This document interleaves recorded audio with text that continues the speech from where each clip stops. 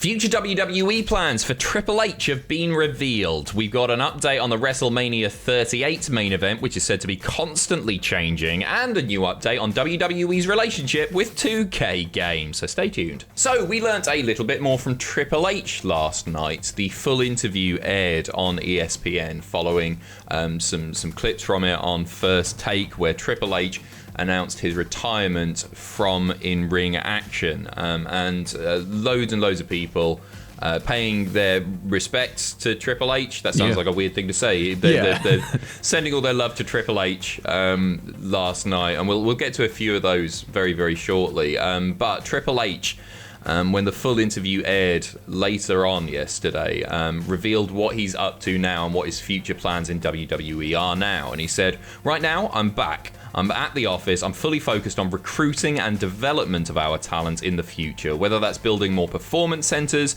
whether that's finding the next young stud that's out there, male or female, like Gable Steveson. It's creating that future. That's the biggest focus for me. And as we move forward from there, it's making sure that WWE is a success for generations to come." So I don't think any of us expected him to be leaving WWE or moving on to do other things. I feel like he will be there for life for sure, but his focus now is very much on developing that new batch of superstars, which he's been doing anyway, really, hasn't he? That's it. It's just kind of more of the same. It's just that this will be his full-time focus now. And, hearing him talk, especially the clips that were released earlier yesterday, where, he was really having to wrestle with his mortality when going under for the operations and everything, and the fact he's got the pacemaker fitted, the more protected he can be, the longer he can be with the company, the better. Agreed. I think it's great. It's a shame that he's not going to be so sort of hands-on with NXT 2.0, seemingly at least. From what he was saying, I gather that he's going to be sort of expanding WWE's operations with regard to new talent away from NXT. You know what? I'm just glad he's all right. I'm glad he's all right. More than anything, it doesn't matter if he can't wrestle. Like it as long as he's safe and well. Yeah, absolutely. As I say, lots and lots of ex-NXT stars and people who have worked with Triple H over the years, sending their love to Triple H with lovely social media posts yesterday. We'll just go through a few of those now. Rhea Ripley said, "From the reason I started watching WWE to the reason I made it further in this business, thank you for everything, Triple H." Damian Priest, "For everything you've given us, for every improvement you made to our business, for your kindness, guidance, and leadership. Thank you, Triple H. Hashtag Papa H." And a really, really nice one from William Regal as well, with a few photos of Triple H through the years. There they are in WCW together. There they are on the balcony, I guess, at a UK show. And there they are backstage at an NXT takeover as well. And he just says, "It's been my honor." What a classy guy. What a classy guy. But one man without class, who was trending last night, and I feel bad even giving him the airtime. Yeah, because he's a bell. You know what? We put him in a list of like 10 wrestlers you're wrong to hate, and I officially take that back after this. Let's pin a comment. So Ryback, the big guy, tweeting yesterday. And he's been absolutely buried for this, understandably, saying, "You ended up being the biggest disappointment for me personally, from loving you growing up, but I wish you well in retirement and future good health. Hashtag Triple H, hashtag Triple H, hashtag Ryback, hashtag retirement at Triple H." It's just unnecessary, isn't it? No, the guy's. I mean, what more can he say? He's showing himself how much of an idiot he is. So let him get back to eating crisps and making supplements or whatever he does. He said some foolish things before, but I always quite enjoyed his in-ring stuff. I liked his character and everything, but he has shown himself to be a proper plonker there. So, don't buy his supplements. Moving over to, we're now officially a week away from WrestleMania. It's a week today, it starts. You buzzing, Sam? I'm buzzing. I'm starting to get in the mood. I'll probably put my house on later and, remember going to Dallas and start getting the Mania feels. Get festive, it is the season. Nice. But, I'm very, very scared.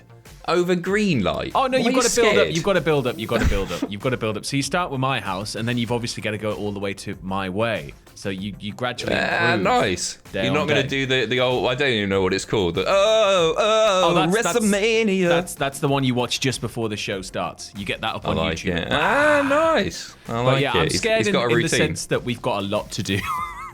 Yeah, a lot we've to got a lot cover. to do. We always do. I'm looking forward to it. We've got a report from the Observer saying that it's a bit of a cluster by the sounds of it. Right, Dave writes, there were reports this week that the Austin Owens segment would end the show, but according to those in WWE, as of midweek, Flair versus Rousey was scheduled to close the show. This is on Saturday, of course, but it was noted that the match order changes frequently and will continue to change until the day of the show. The only thing that's locked from the start has been Roman Reigns versus Brock Lesnar closing on Sunday. It would go against tradition, he says, to have a non-match go on last, but if you think about it, the Owens-Austin segment probably should go last because it would be the biggest thing on the show and expected to get the best reaction. And you know, following an Austin segment that could potentially turn into a small match, or it could, you know, there's any number of things that could happen there. But Austin is a huge moment, so I think, you know, following any potential in-ring return, it's going to be a big ask, like for the crowd. I'm in two minds on this, right? Because I think Austin doing whatever he does, having the little brawl, I don't want to call it a match, whatever happens, and a bloody few cans and the music going off, that's a big way to end the show. That's a feel-good moment to end night one. Whereas I don't think people are going to be as energetic, as bothered with either Rousey or Charlotte Flair winning. But I feel like it's a proper match and it's for a world title. That probably should go on last, the prestige of the whole thing. But then again, it's Austin. I don't know. But at the same time, I'm just I part of me feels like they're going to just call a lot of this on the day, you know. No. Where they're just like, they know the pool of talent they're going to use, but it'll just be like, next.